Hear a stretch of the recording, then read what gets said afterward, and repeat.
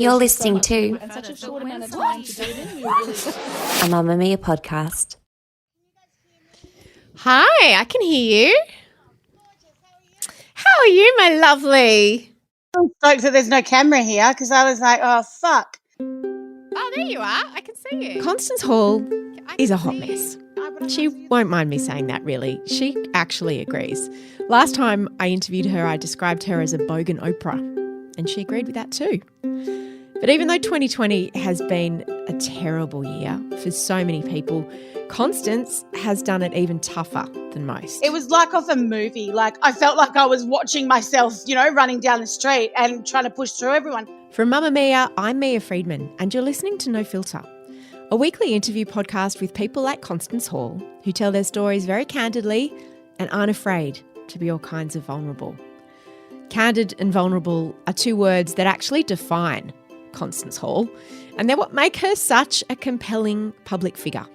Constance Hall has no shame, no filter, and no qualms about oversharing the most intimate details of her chaotic family life. I first spoke to Con in April of 2018. I met her for the first time then, and we spoke on No Filter about her time on Big Brother, which is where she first came into public prominence. We talked about becoming an author, making money and losing it, and establishing this huge audience of millions of women who follow her. She calls them queens. To record our interview back then, Constance flew over from Perth with her very new husband, Denim, and at the time she was heavily pregnant with their son. His name was Raja, and when she gave birth soon after that interview, he was their seventh child in their blended family.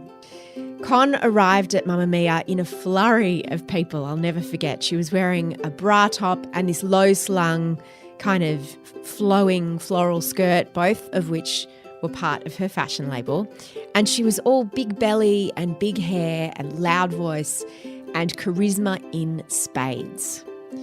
Constance and Denim had both been through a lot by the time they met and married. Denim's first wife had died, leaving him a single dad of two boys, and Con had just come out of a messy divorce with her 4 kids. But since 2018, a lot has changed for Constance, and this year has been particularly traumatic for her family. In August, Denim was involved in a very, very bad motorcycle accident, and it looked like he wasn't going to survive. And on a very ordinary day, Con's world and Denim's changed forever. Now, just a reminder that this is a conversation between adults and we will be using adult language. That's Constance. She's high energy, she talks a mile a minute, and she has a lot on her plate, as you're about to hear. So I was very grateful that she took the time out to share this story. It's been a while since we've spoken. You've had a hell of a 2020. Oh, people have had it worse than me, I must admit. But Jesus, what is with this year? I can't think of many people who've had it worse than you. I mean, you didn't lose anyone in your family, but you came damn close. Do you remember where you were when you got the call about Denzi's accident? It wasn't a call. I was at home and we all partied the night before for my birthday. So, yeah, me and my friend, we were sort of arranging like drinks afterwards for that evening at the pub, and me and my friend were sitting on our bed and we just had a conversation. She's known me for a long time and known all the different men I've been with, and we just had the conversation where she was like, do you think Denzi is like your soulmate? And I was like, 100%. I 100% do. And she was like, wow, it's so nice that, and it was a lovely, lovely moment. And then Denim's mate came round, Richard, and I didn't even know where Denim was. So Zeke said to me, Dad's gone out, I think, or Zeke didn't want to tell me. He goes, I think Dad's gone for a motorbike ride, because he knew that I would have been angry because, he didn't tell me. These motorbike rides that he goes on with his mates, they're kind of dangerous, and I do get a little bit of anxiety. And, he just said, yeah, because Zeke sort of knew he was a bit like, he had trepidation. He knew that Dad didn't say goodbye to Con, so he didn't want to be the one to tell me that Dad's gone. And I was like, where is he? We're supposed to be at the pub at 4. And no. Anyway, jumped back on the bed, talking to my girlfriend, and then I just heard his mate's voice, and he was like, Con. And I was like, who's that? Is that Richard? And I went down and I looked down at him, and he's a larrikin, like a real motorbike riding friend, and he's always joking and he's always in good spirits, the beer in his hands, and he just looked very different and his head was down. And I was like, what? And he was like, and I was like, what is it? And he goes, I'm really sorry to bring you bad news, but there's been an accident. And I was like, no. And he goes, yeah. And I was in shock. And Zeke started walking towards us. Zeke doesn't have a mum. And I was like, I just didn't know whether I wanted to be with Zeke or to find out what's going on. And I said, just tell me, what, is he dead? And Zeke started shaking his head. He's like, no, fucking no. And I was like, oh, the whole moment just gives me goosebumps and makes me feel so sick. And he said, Connie's not dead, okay? He's definitely alive. And I just thought the way that he said he's definitely alive, it wasn't like, oh, no, don't be ridiculous, he's alive. He said, but Connie's just had a seizure. He came off the bike. I was like, why the fuck were you guys even riding a bike? Like, it was raining. What's going on? Why did you I was so angry because I'm, a control freak. When I get anxiety, I want to control everything and everyone. And how did you guys do this without my control? And he was like, he's not in a good way. There's a helicopter coming to pick him up. And I said, where is he? I've got to call St. John of God's. What do you mean I've got to call St. John of God? That's the ambulance. Sorry, that's Perth's ambulance, St. John of God ambulances. Yeah, because our hospital's very small. So you're not going to take someone to our hospital. I didn't know how I was going to get to him. And so at first I called Zoe, my girlfriend, and I was just like, there's been an accident. We're very, very close, all of us. And he had just been to their house before he went to, anyway. She was like, oh my God. And I was like, oh my God. She's like, call the hospital. And anyway, I tried to call everyone. There's no reception where the accident was. So I said to him, just take me there, because the chopper's going to take a while to get there and stuff. And he said to me, yeah, he came off. He said he wasn't doing anything stupid. He just was taking a turn. Anyone could have missed it. He said, I saw that he knew that he was coming off. So he angled himself to go between these two trees. And then he just smacked into the biggest tree or rock. We still don't know whether it was a tree or rock. And he said, and I knew that I shouldn't have taken off his helmet, but he was having a seizure and he was chewing his tongue and his tongue was black. And his eyes were rolled back. So I didn't know what to do. So I took off his helmet and I gave him mouth to mouth for 20 minutes. And then the ambulance got there. And then I was just like, oh my God, wow. Far out. Did you have a house full of kids? Yeah, but I've always got lots of people here as well. I remember back in the old day when I first became a mum, it was me being the gatekeeper of all the kids and I always had to worry. Whereas now that I've really embraced a more of a communal lifestyle, I've always got people staying, and my stepdad was staying, my girlfriend was staying. So yeah, it's not, and also the teenagers are always here. So I can duck out whenever I want, I said to Zeke, do you want to come? I don't know what we're going to see. And he said, nah, what do you want me to do? He was sort of telling me to just make all of his decisions for him. So I said, you stay here, I'll come back and get you. And then I went there and they closed off the road. It was like off a movie. Like I felt, because I was wearing a big fur coat and no shoes and a little summer dress under it because I just grabbed this big coat. I felt like I was watching myself, running down the street and trying to push through everyone. And I was like, what's going on? And the local cop's so nice. And I've actually gone to him when me and Denim have had arguments and been like, you need to get Denim out of my house because he's not leaving. And he's always like, calm down. And he's come to our house and we've had these huge domestics in front of him. It's so funny. And then the next minute I'm like, I love him so much. And God's like, I know, we all know you love him, Con. He's in the best hands, but there's nothing you can do, okay? Both of his lungs have collapsed. He wasn't getting any oxygen. They've had to do it, when they cut that thing and they put the holes and they release the tube. So it's all really, and I wasn't stupid enough to think that I'm going to push myself on the plane, do any of that stuff. I was just like, where's he going to be? How can I get there? And he said, you can't drive like this. And my friend said, I'll drive you. So basically I just saw his legs and they were grey. They had no colour in them.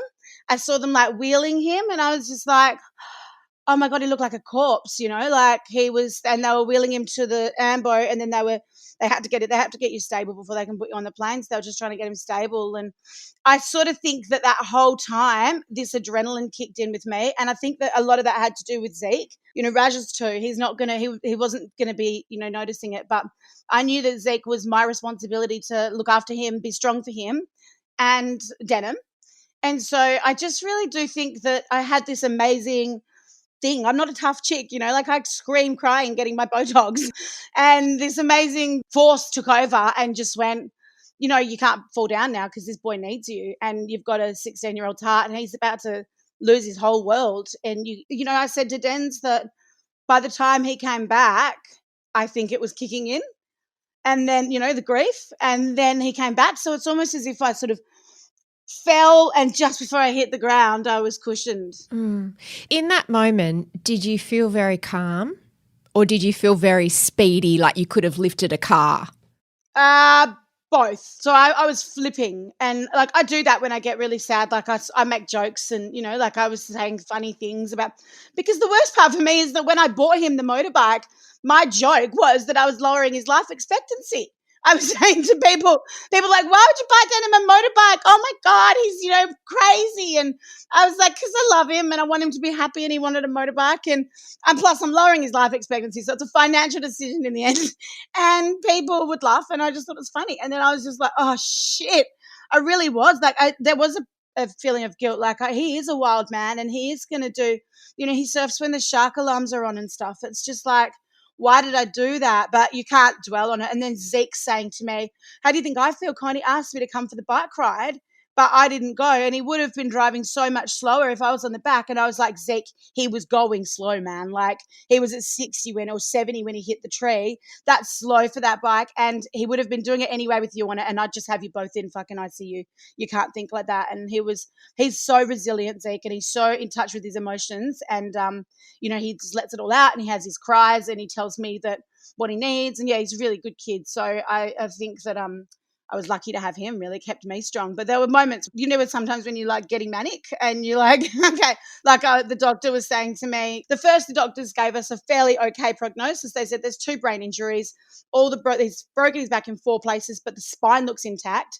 You're definitely not going to be going home for a couple of weeks, put it that way. It didn't sound that bad, but, we knew it was serious, but we were, and then the next day the doctor said and then everyone went home, and I went home because we got kicked out, but at 10 a.m. as soon as, 9:45, as soon as visiting hours open, I'm there.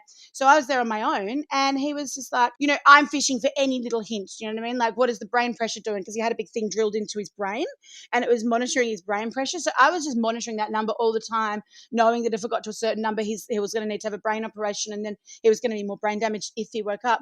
So I'm just like doing what I do, which is try and learn everything to get on top of everything. And some people do the opposite, and they switch off to protect themselves, but I'm like, nah, I've got to feel like I'm doing something. And then the doctor, I was like, asking him questions, and he looked at me and he goes, I'm sorry, I think you might have the wrong idea about your husband's accident. You'd be very naive to think you're going to see him again or speak to him again. He's had a very serious accident. He's got 2 brain injuries. He's got a metal plate, Constance, is drilled into his head. We don't do that or for, a mild injury. And I was like, what do you mean? And he was like, the chances of you ever speaking to your husband again are very mild. If he wakes up, chances are he'll be severely brain damaged. And I was by myself at that point, and that's when I lost it. I was like calling all my friends, and I'm tearing just thinking about it. And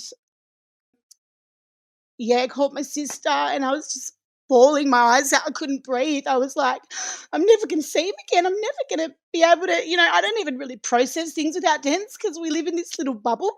We live together. We work together. We, everything. We don't have a normal life. My mum even said it. My mum was like, you guys have this little world, and I don't feel like anything's happened until I've told him about it. That's how I process everything. So I didn't know how to process it. I was just like, there he was, this beautiful man, so vulnerable, lying there like, he's bigger than Ben Hur to all of us, because his personality is so huge.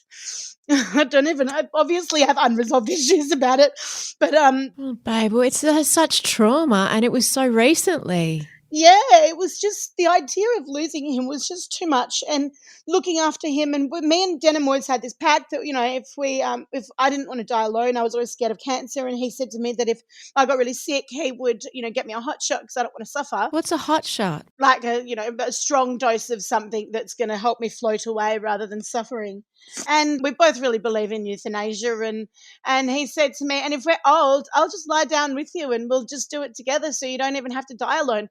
And so I was just thinking about that. But, the truth is that I didn't tell anybody was that a month before that, the accident, he'd actually told me that he was reneging on that because our kids needed us and we couldn't both die together. So he said, if you do get sick, you're going to have to woman up and die alone, but I'll help you die.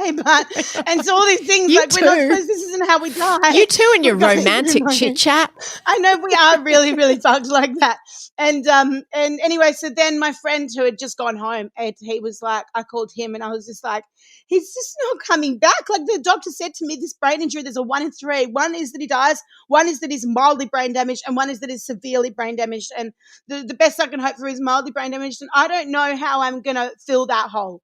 You know, there's 6 kids here that we have full time, that, you know, one of them doesn't even have a mother. He's got me, but my heart will be broken and the hole will never be filled. And to have him right there in front of me and not be able to talk to him, you know, like about it. And I did everything. I had the healers come and the doctors were just shaking their heads and all the crystals are getting moved all day. And I massaged him all day and didn't do anything without telling him what I was doing, just as if he was still there, and loved him so hard. Like every second of the day, I was like, you know, telling him about our life and how, you know, Raja and all the kids, and he just had to come back, you know, like he had no choice because I was just luring him back 24 hours a day. Yeah, and so there were the moments that I broke down, and I had a video in my phone that I showed Denz recently because it's so miraculous that he's recovered so well. It's easy to forget what happened, and it's easy for him to not know what we went through. And so I have showed him like videos when he first woke up and his eyes were rolled back, just so that he has the idea of what the children went through as well, because the older ones made the decision they wanted to see him. His 2 sons were like with him the whole time. Billy Violet is really close with him, so she wanted to see him, but she was really confronted. And I showed her a photo, but in the photo his eyes were closed, and then when they were trying to get him out of his coma, his eyes were flicking open, and it was just traumatic. So I was showing him so that he knows the severity, because he was asleep through the whole fucking thing. And just seeing those videos was like brought me back, and it was really confronting for him. And then I showed him a video that I made one night because Ed, my friend, said to me, just write down all the things that you're feeling. And I was like, I can't write, I can't concentrate. It's the worst case of baby brain that you could ever imagine. I couldn't have a conversation with anyone. I was just like, like 1 minute I'm thinking about one thing, you know, I was scatterbrain. And so Ed was like, write it down. And I was like, oh, I can't do that. So I took a video and had 6 minutes of me like crying into the camera. And I'm like, what am I going to do without you? And I'm telling him just as if he was there. And I showed him that, and he was crying. Like, he doesn't cry much, but he had these tears in his eyes, and he was just like, fuck, you know, like I just can't believe what I put you through. And then, yeah, he slowly started to wake up and talk, and he was just, his global amnesia was on such a scale that they were saying it would be a miracle for him to, you know, ever be able to retain any information again. He couldn't retain anything. And I never really knew what amnesia was like, but it's like they literally think you're a fish 1 minute. And then, you know, like he was like just doing the most random stuff. And I thought that maybe he was gay. He was asking like the male nurse that he wanted to that he'd give him a blowjob for some weed. And I was like, said to the nurse, is he gay now? And he goes, Constance, we have 18-year-old females that come in here with a brain injury, and they're calling me a motherfucking, and, you know, and they're just sweet little private school girls that have never heard those words before. You can't, it's misfiring. Everything is just a misfire. And it's something that he heard once. And anyway, he said he was really calming me down. And he was also like, one girl, at one point, there was a younger girl, and Denim's like, the thing I like about him is he's just not sleazy at all. Like, doesn't want to be, really grossed out by that world. He would walk away before he met me. He found me too sleazy when we met. And so there was this young, like, good-looking girl came in, and he was like, thanks, Heidi. And she gave him his medicine and nerves. And I spent my whole time apologizing, and the women were just like, Con, this is Ward B. This is the brain ward, and this is just another day for us. You know, like, don't apologize. And I'm like, Denim, you can't say that. And he's like, thanks, Heidi. And then she was like, oh. And I said, he would never. I'm so sorry. And she's like, it's fine. And then the way he was looking at her was like he was really interested in her. Like, he was like, you know, like, I'll see you later. I couldn't get his focus back. And I was just like, what? It was crazy. It was so crazy. And then he told his best friend Britt, who they've been best friends since kindy, asked her for a head job. And she was just laughing because she loves him. And she was like, mate, the only person you want a head job off is your wife, trust me. And she's not going to be giving you one of them anytime soon. So the lack of inhibitions is something that happens with brain injuries. Is that true? Yeah, it was. I mean, he thought that he was the choc milk that he was drinking. Then he was trying to like shoot up with a straw because he was a heroin addict for so long. So the thing about it, right, that I really learned a lot about the brain. He was looking at this like black tube that was coming down, and Denim was just staring at things a lot. And then all of a sudden something like dropped. And then he was like, the black waterfall the black rope, and everyone's trying to decipher what it is. And I'm like, it's just the water fell next to that black cord. Do you know what I mean? And he's talking about it for ages, and everyone's like, what does that mean? Nothing really meant anything. It was all just, this. Almost like hallucinations. It was so much like hallucinations, because me and Denim have had hallucinogenic drugs with each other. And I'm like, is it kind of like being in the K-hole? And he was like, it was a bit like that, like where you don't know the difference between reality and not reality until reality sits in. And as he sort of started getting more lucid, because they were crazy times and you couldn't make any sense of him. How long did they last though? And did you think that was going to be what he was going to be like forever? Yeah, because I was told that, I was told an awful story about a boy who is 32 and he lost both his legs in a motorbike accident in January, and he still every day has to learn the truth that, his legs are gone, and his brain will never retain. And they said to me that that's, what I was looking at. And the thing about Denim is that he's got such a good sense of humor. So all those things that I was just telling you about, he was saying with a wink and a laugh. So he was happy, and that relieved everyone. Everyone thought he's really happy and he's enjoyable to be around. He's cracking all these jokes. Me, I was like, well, when my dad was dying, I just wanted him to be happy and peaceful and out of pain, because that's my dad. Whereas when it's my husband, I want a lot more from him. Like I need that level of depth. So that was my own personal loss. It was me thinking about what I'd lost. Like it was so hard for me because whenever I wasn't there, he couldn't remember that I'd been there. So it's like when you stop tickling a baby, and they go, "More," and you're like, "I just tickled you for an hour."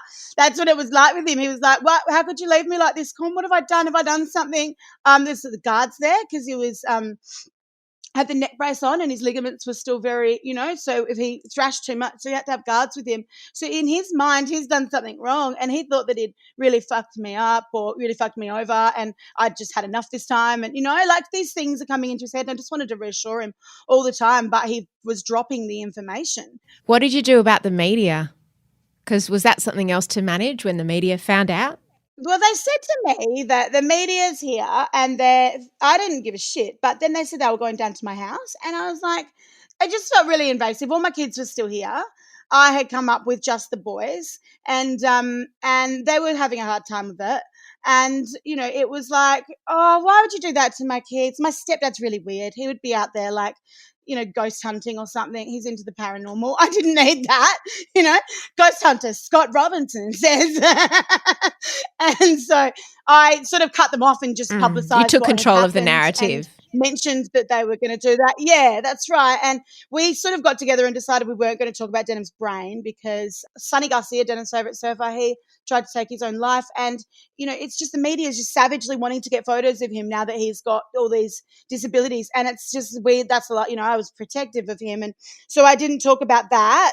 But the thing is, Mia, and I don't know if you're very spiritual, and people often, shut me up because it's not scientifically proven. But every time that I did update, which was probably about 4 times during the crisis, I would get to Denim in the morning and there'd been some huge progress, whether it was going from being responsive to non-responsive to responsive, or, whatever it was. I was asking just for positive vibes. When the brain needed to be cooled down, I was asking for vibes of the ocean. When I wanted to get him to find out if he was going to be responsive or not, I asked for people to think about blue, because that's the chakra, the throat chakra of communicating.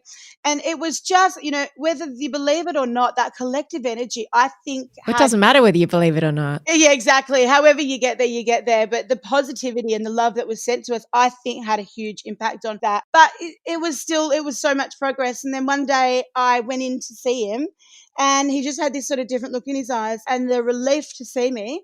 And he was just like, he just used to track me with his eyes. That's how he woke up. The doctor said he was unresponsive. And I said, he's responsive. They said, we tried to get him to track and he's not tracking. And I said, he tracks me. And they were like, sorry, Constance, but he doesn't. We haven't noted anything. And I said, Denim, look at me. And he was like, looked really like that. And I said, now, darling, they're not going to be able to help you and get you out if you don't look at my hand over here. And so he looked at the hand, and the doctors were like, she's right. And I was like, he doesn't do what authority says. He's only scared of me. If you need him to do stuff, get me. And so, yeah, he was just tracking me, and he wouldn't take his eyes off me. And he was like, talk me again through the accident. And I talked him through the accident, and I just felt like he was just grasping something, For the first time, properly. Yeah, like really grasping it, though. He was able to pretend. He'd been able to pretend. But he was just like, Right. And then he said to me, and then he went off and said something about the guys in the next room and the people at the pub. And I was just like, got back on my phone because he's not there. And then he went, oh, hang on, no. Right. And I was like, what's going on? And he goes, I'm just sort of going in between this sort of dream world and here. I said, is it scary? And he said, it's scary when I come back. He said, it's not scary when I'm there, but when I come back, I get very scared of what the hell's going on in my brain. So the way he's described it is that he lived in these two worlds, and one of them was this hospital that he hated because he's not an inside guy, you know. He won't even stay at the Crown Towers. He's just like hates it. So this hospital and the guards and the nurses always feeding him with, you know, this is an ex-drug addict saying he hates drugs being put in his mouth because it was that fucking bad. And he said this was this reality that I woke up in and that I was convinced was my reality. And then all of a sudden you would come into my brain. And he said, it sounds really corny, but different visions of you in a dress or pregnant or our wedding and your face, and it would just float in these layers of my brain, and I would try and grab onto it, and I knew there was this reality that lived somewhere, but I didn't know if that was my fantasy or if this was. And then one day you walked in and it just clicked, and I knew that you were my reality. And he said, and that's all I had from then on. I knew. And Den's very strong-willed. Like, he is just like, once he could grasp that little bit, he completely, yeah. And he said to me, like, I've always known how much we love each other, but I never knew where you lived. And I had the ability to see that you lived inside every realm of my existence. I only exist because of the connection between me and the people that I love. You know, that's what existence is. And he was being very profound and talking in energies. And he could even, like, he guessed when Zek was in the car, he's like, Zek's around, tell Zek this, and, you know, I don't like the guy over there. He's just sort of got a dark presence. And I was like, hey, no offense, man, but do you reckon that you could, like, just have someone else who's just, you know, funny on energies and being weird and just a brain thing? And the guy's like, yeah, cool. So I was like trying to protect that energy of his, but it was almost like I just felt like I was living in a fairy tale, you know, like I was just like, I've got my lover back. I got him back, and he's just, yeah, he was better than ever as well. He was so appreciative. You're listening to No Filter with me, Mia Friedman, and Constance Hall. There was the two sides of his injuries. There was his brain injuries that you've just explained that so incredibly well, and so did he. But then there was the physical and not knowing what sort of ability he was going to be able to get back to. How did that progress, and how did you know when that was getting better? Well, his body was just strong. Like, he had the back thing, and because of the metal thing that was in the brain, we couldn't get the CAT scan to actually know whether the spine had been damaged. And so we had to wait till the swelling of the brain had gone down. It's all a big, you know, like, thing, figuring out which prioritizes which, and obviously the brain work comes first. But as soon as I spoke to the cops, because his mate said that he was kicking his leg on the scene and trying to get his shoe off. Which is a good sign. Yeah, if that's true, that's a great sign. They said that would mean that any damage that his spine would have had to have been done, you know, while he was being in the care of the hospital, which is possible but rare. And because everything's so broken, though, you know, it's possible. And so then I called the cops, and the cops said to me one leg was definitely kicking. And then once we found out that that he could move his legs, it was a different story. Everything else I knew would be fine. Den's is just strong. He's not got an inch of fat on him. He doesn't, you know, like, I fall apart. I get asthma. I'm having a panic attack. I'm having a heart attack. Denim just never goes down. And so I thought, as long as he can walk, he'll be fine. And then the pneumonia kicked in. He got pneumonia. Yeah, except I thought that he didn't smoke that much, but then when I look back, I thought, actually, probably does smoke more than I think. And I was listening to a video of him talking, and he clears his throat a lot, and that's what you can't do when you're in a coma. So, you know what I mean? And so, they said, the pneumonia could have come from, you know, having that operation in the bush, or it could have been a smoker thing. But it was scary. It was really scary because I knew that he had pneumonia before he had it, because I thought that I was like a fucking doctor at this point. I thought that I was running an ICU. I was like, guys, my husband's carrying heat in his little finger, and he doesn't carry heat in his little finger. That means the temperature's going to come tomorrow. I'm just saying, I'm a mum. I know those things. And they're all like, she can shut the fuck up now. And you were right. Let us do her job. I was right. Yeah, I was right with everything. breath smells funny. He's got an infection coming. I was always right with Denim. I just know him. And yeah, then the sweats. And so I was just doing the cold towel because I saw a nurse doing that. You know, it's so nice to be able to help in any way when it's your loved one and you're nurturing them. They gave him like 8 different types of antibiotics for it, and it was really persistent. They were pumping what he would usually cough, so they would pump it. And when you're in a coma, you can't cough, but you do these things. You do that, and it looks like a convulsion, and it's really scary. And the brain pressure usually sits in between 5 and 15, but when he was around 20, and when you sneeze, you can jump up to 70. So all of a sudden everything's ding ding ding ding ding, and he's doing that, and it's just traumatic. And then the physios come along and they pump out all this young gunky yellow shit. And then, at one point, I just turned around for 1 second, and he had sort of managed to work this big pile of stuff up, but the ventilator had come out, and I just turned around and I was like, what the fuck? Like, he had this froth there, and it was just like, oh, so scary and horrible. And he's got, meanwhile, drips coming out of his lungs. So there were times where I was like, that could kill him. Did you get to a point where, after a shock, when you feel safe, it's only then that the adrenaline starts to pour out of you? Was there a point in his recovery where you felt exhausted? Yeah. Safe enough to feel exhausted? My mum helped me so much with the children and stuff. I don't really remember. I just remember like really just like falling asleep in weird places, like when you're on tour and you fall asleep in the car for 5 minutes. I just remember doing that a lot. And did you cry a lot, or you were too numb to cry? Well, I cried for 3 days. I cried nonstop, like loud baby, like fucking, not to people. I'm not really like that. I cried to myself. And then I hit rock bottom. And then I think that's sort of what saved me, because the doctor said that, he's not coming back. Had the doctor have not said that, then I wouldn't have been able to celebrate the little things like my husband's rolling eyes that dart at me for 1 second. And then for 2 months, I didn't cry a single tear. I just championed him. I just loved him hard. You know what I mean? I'd gone there, and everything was a plus from there. So it was like a purge of all your worst fears. You purged them. I just let myself expect nothing. And that's I do that with a lot of things. Zero expectations. He's either going to die or be a vegetable, and anything that's above that is a bonus. Yeah. What was the day like that he came home? It was actually a bit of an anticlimax. I got him a weekend release. His recovery was so rapid. It was all of a sudden, it went from being 3 months to you can take him out of the hospital next weekend for a weekend, and then to after that weekend, I said, are we getting every weekend off? And she said, Con, he's going to come home on Friday. He doesn't, it was just that rapid so he was unwell for so long of it, and he doesn't remember that, so he was in that state. And then, it was really, really quick. So then he was just, I just want to come home. I just want to come home. And I'm like, baby, home is not that great. That we're staying in my brother's fucking bunk bed, and there's kids everywhere, and this is relaxing. And he was just like, I just don't care. It sounds like heaven to me. Because this was at your brother's place in Perth. My mum and my brother's bedrooms are there.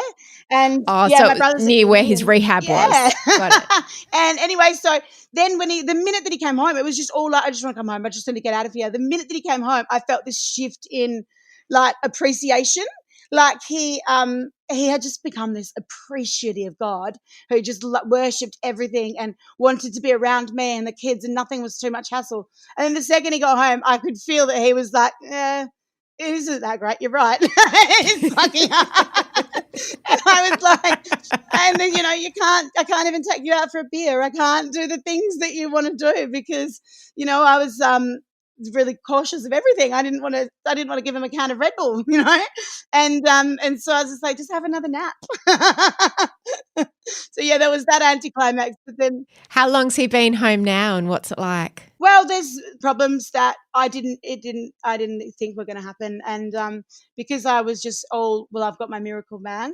I really underestimated. I can't remember the name of it, but it's called adenymia something, and it's the most common thing to be diagnosed with post-traumatic brain. And Denim's problem is because he's so smart, so capable, can do everything, recovered so well, you expect a lot. And then he's the thing that he was diagnosed with is a deficiency in motivation initiation. So if someone like me or you had a brain injury, we would probably be the opposite, and we'd probably be impulsive because we're pragmatic people that sort of, go get things and do things and make shit happen. And that's really hard for the carers because all of a sudden, the person's there. Whereas Denz is not like that. He's a chill, like, have a sleep on it, things will sort themselves out kind of guy. And so his motivation initiation got so bad that he was sleeping for 7 days, dehydrated, not drinking, wasn't getting up to eat, wouldn't take his medicine. We have a caseworker, and because he qualified for catastrophic injuries scheme, which is not the third party one where you get a payout. They cover all your therapies, which is fucking amazing. And we pay that $100 when we have retro. And so it's apparently 46 people a year go without any insurance because it's their own fault. And I didn't think that much of it at the time, but gosh, she's been so helpful just to have someone to talk to, because I got really worried, like 2 weeks ago. I was like, dude, like, he'll get bed sores. He won't get up. There's nothing I can do. I could tell him that his fucking favorite muso's in the next room and he'll just put the blanket over his head, and his best friends are coming and jumping on him and jumping under bed with him. 2 of our best friends slept in bed with us. They came over and they had drinks. They're like, if you're not getting up, we're bringing the party to you. And they stayed over, and he loved it. He didn't care, but he's like, as long as you guys are cool with me sleeping. And the more I research this syndrome, it can be terminal because your brain can't find the motivation to even take a breath. And so anyway, I've been to the GP. We've done the physio. We've done everything. And the psychology, and then the lady said to me, I think you need a psychiatrist. And so the booking wasn't for couldn't get in for 4 months, but yesterday he had a cancellation, and we fucking hooned in there, and the guy was amazing, and we told him everything, and he was like, oh, the brain's so fatigued, but you're also got so many things at play, old brain patterns, and so much is going on that you do need something. And he gave him a medicine. I just said it's time for a chemical intervention. Like it's not something that Denim's going to be able to mindfully get out of, and no one's life should suck that much. And it's funny though, because he said to Denim, why do you think that you sleep a lot? And Denim's like, probably just lazy. And he goes, what's your sex life like? And Denim goes, yeah, good. He goes, you can't work or clean, but you can fuck. And Denim goes, yeah. And he goes, not looking good for you, mate. But so we gave him this stuff. They give narcolepsy people. So it's not an amphetamine. I didn't really, no one wants that dry mouth dexamphetamine, that I was worried that the caseworker said they might give him. And I was like, not my cup of tea. And this guy was great. He was like, no, we won't give him that. We'll give him this. And it's just something he'll have in the morning and at lunchtime, and it will just say, no, you don't want to sleep. And I don't know if it's how well it's worked yet. He's up today, but that could be because I'm doing the podcast. So I wanted to do it in the bedroom so that he had to look after the kids. Well, that's good. Between you and I both, you have to just pretend every day that you're doing a podcast. Yeah, absolutely. So each day as it comes now, but I do have to, Ed said to me when Denim first went, the accident happened, he said I will never complain about his laziness again. I will never complain if he wants to sleep in. And within 3 days, I was like, guys, I'm ready to start bitching again. What a year Constance has had. And if you want to hear more from Con, because her personal life and her family life, it's full of drama, and that's one part of her story, and it's a really interesting part. But equally interesting to me, and it is the side that a lot of people don't know, which is Constance Hall as a phenomenally successful businesswoman. Tomorrow we are dropping a second part of our interview with Constance Hall, but it's over on our Lady Startup Stories feed. I host that podcast as well, and you can follow the links in the show notes and subscribe or listen to that episode over there. I highly recommend it. And the way that interview ends, can I just say, I've never had an interview end like that before in my life, and it could only happen with Constance Hall. Anyway, go over and have a listen to that. And if you want to hear my first No Filter with Constance, you'll find that in the show notes too. We'll put links to all of those things. And on the subject of business, just before we go, I should tell you that I am also teaching a course. It's called The Rocket Plan. You may have heard me talk about my course called The Activation Plan, where I teach you how to launch a business. This is if you've already got one. You might have a business, you might have a side hustle, you might be like Con or want to be like Con, and you might want to grow it. You might have stalled, you might be stuck. Or you might be going well, but you just want to be better at things like social media, at making a website that converts to sales better, at writing better copy, at building an email list, all of those things that can feel really overwhelming to learn.